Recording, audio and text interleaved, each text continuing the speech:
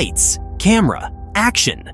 When it comes to creating cinematic masterpieces, there's one director who stands head and shoulders above the rest, the one and only Christopher Nolan.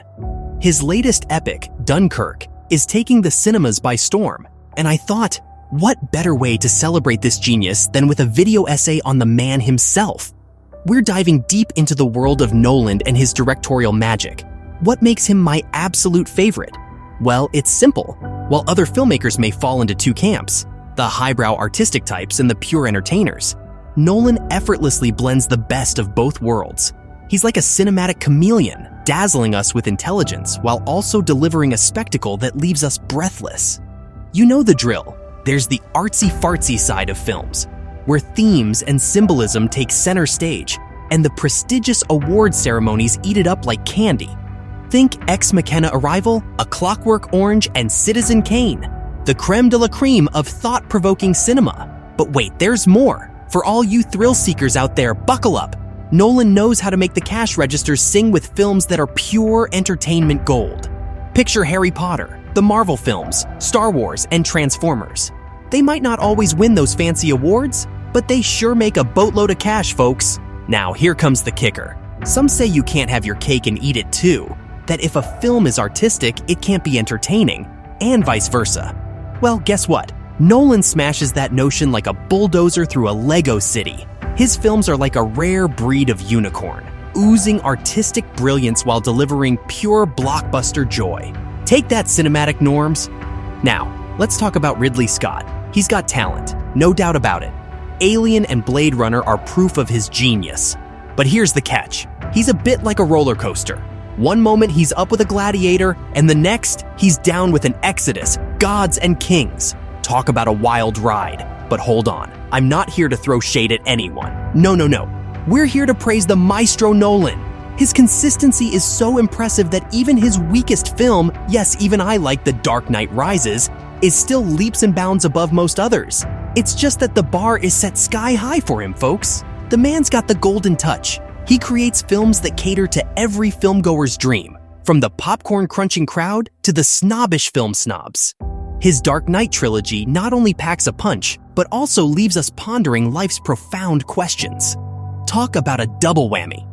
Now, don't get me wrong. I won't deny the pure entertainment of The Dark Knight Rises, but let's face it, it's like a roller coaster with fewer twists and turns compared to his other mind-blowing works. Yet, here's the kicker. Even with that minor glitch, I've never met a Nolan film I didn't adore. The man has earned the trust of audiences worldwide, giving him the creative freedom to tackle original projects like Interstellar and Dunkirk. I mean, who else could pull off mind-bending space odysseys and World War II epics with such finesse? Remember that time we chatted? Oh, I'm drawing a blank too. But here's the scoop. We weave between scenes like a squirrel on a caffeine buzz, bouncing from one branch to another. We're serving up drama, folks, hot, fresh, and in alternating bites. Zooming through like a race car in a nitrous boost. Peeps pop up left and right, but we wait for the green light. Corey Forrest? Hold your horses, buddy. Wait for him to commit like he's signing up for speed dating. It's like orchestrating a crescendo of intensity, just a directorial symphony. No biggie. Nah, not that. This technique, I've rocked it since forever. Cross-cutting is my jam, and I throw in something called a shepherd progression, like a DJ dropping beats. It's like a never-ending escalator, where one story escalates, the next begins, and another just warms up. Vroom! The rush is real. Everyone's in a hurry, especially Corey Forrest's nose. Wait for it. And there goes the nosedive, creating a narrative roller coaster that keeps climbing. That's the name of the game. But hold the phone, not like that. You know what's my secret sauce? Seeing the shot is like a three-dimensional chess match. I'm not using a monitor, that's old school. I'm right there with the camera, soaking up the view and crafting the shot like a master chef. Oh, and take it easy on that poor chap, will ya? The struggle is real, but he's putting in the effort. Inserts, my friend. It's like leaving breadcrumbs in a dark forest. They're like little narrative puzzle pieces, and we're giving Sherlock Holmes a run for his money. Oh, and technically, we're clocking it too. Easy peasy, lemon squeezy. Swift, sweet, and snappy, just like an espresso shot. Stepping into Oppenheimer's world, don't expect a Michael Bay explosion extravaganza. Christopher Nolan's fresh flick gives history a twist. In his latest masterpiece, titled Oppenheimer, the spotlight isn't just on the big-brained physicist himself.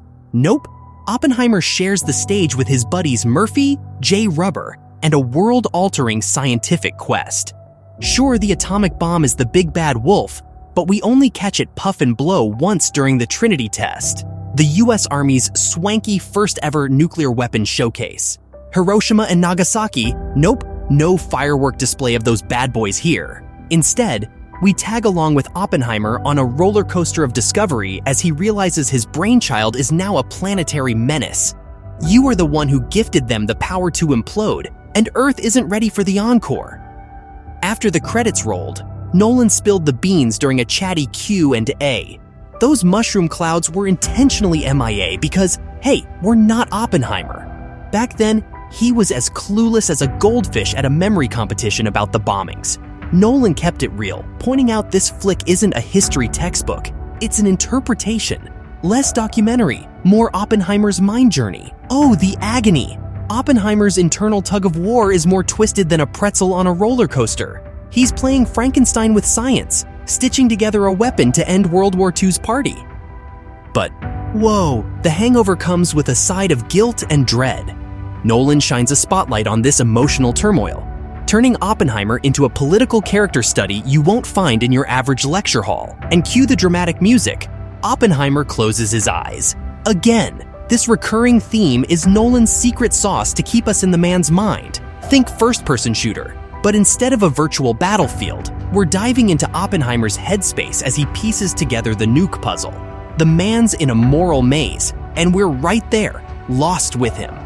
Sure, Nolan could have thrown in Hiroshima and Nagasaki for a cinematic explosion fest, but nah, he decided to keep it intimate, zooming in on Oppenheimer's psyche as he navigates the rocky terrain of nuclear creation.